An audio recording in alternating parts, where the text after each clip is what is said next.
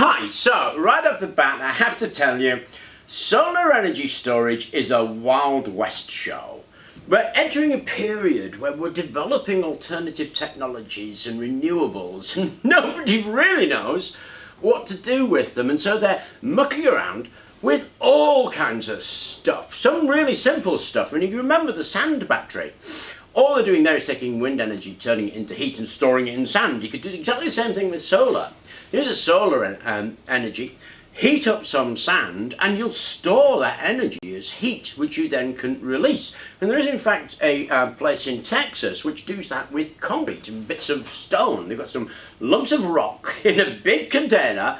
They heat up from the solar, store that heat, and then release it later as energy. So it's a way of storing the energy using rocks or sand. Another infamous way of doing it is what's called molten salt. They get some salt melted at 500 or 600 degrees centigrade, keep it molten, pump it around a bit and do a bit of heat exchange, and then they can drive turbines with.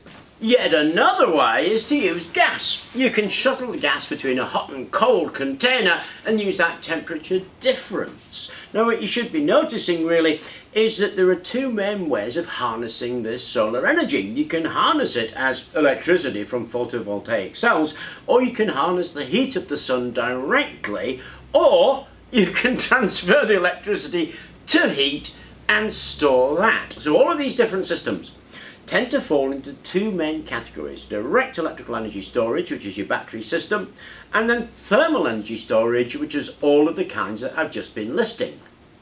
These are all pretty well-known systems and represent the same thing you have when you have the heat tubes on your roof and you collect the hot water in domestic hot water system. But there are somewhat more fringe versions of this, where instead of using either the electricity generated or the heat generated, we use a mechanical transformation. You basically can drag a big rock up a hill when you've got lots of solar, and then when you need extra energy and there's no sun, drop that rock down, connect it to a generator, hey presto. Of course, these things are a bit bigger than a rock up a hill, and what they tend to be is massive concrete weights drop down mine shafts. So into this frontier environment where basically nobody really knows what they're doing, everybody's trying everything, and if your idea catches on, there's billions of dollars to be made. Into this comes a new contender. And that is the MOST project. MOST stands for Molecular Solar Thermal Energy Store. I think they chose an acronym because it's kind of cool, isn't it? The MOST. Anyway, that's what they chose, and it uses a different mechanism. I mean, we've looked at electricity, we've looked at direct thermal store, we've looked at mechanical conversion. MOST uses a chemical conversion.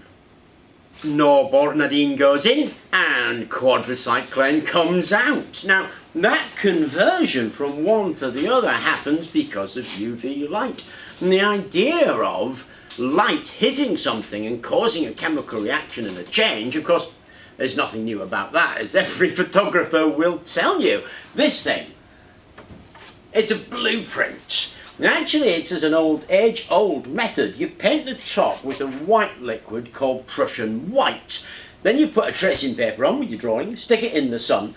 The Prussian white is turned into Prussian blue by the action of the sun. There is, in fact, a battery, a self-recharging solar battery based on this. This is the paper for it, and I may well be doing a video on how to make that battery. So what's really neat about Rob, you got a phone call. Seriously? Yeah, the 1950s want their lingo back.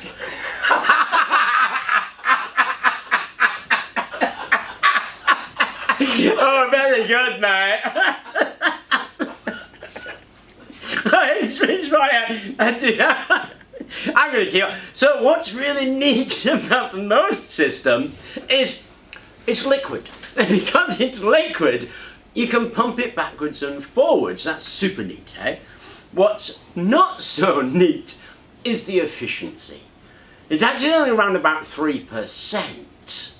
Now, they have managed to build themselves a little thermoelectric generator with this. I think it was in association with the Chinese, so they basically stuck a little system on top of a Peltier and got some results from it.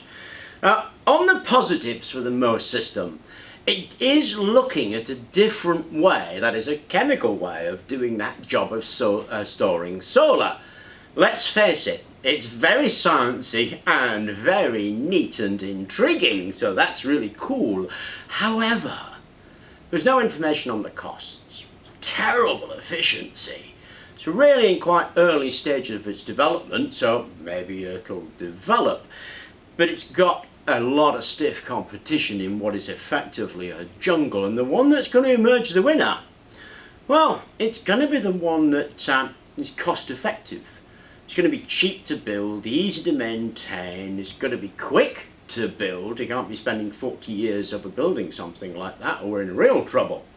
Those kind of things, economic considerations and practical considerations, are much more likely to win out against the bells and whistles science. But I do like the fact that they're looking at it differently, and looking at things differently is always a door opener. It always lifts your head out of the box. I mean, we mentioned the solar rechargeable battery. That's something to be looking at, certainly, just because it's of great interest and really very much cheaper.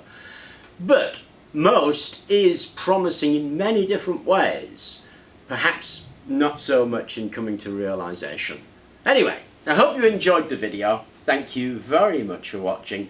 Oh, and I did this video, incidentally, in response to a question that was put on a previous video of mine about something that Matt Farrell did. So Matt Farrell did a video on this, I think, yesterday or something. It was watched, some questions were asked, and I've tried to answer those questions. I hope I did. Thank you very much for watching, and please remember to like and subscribe.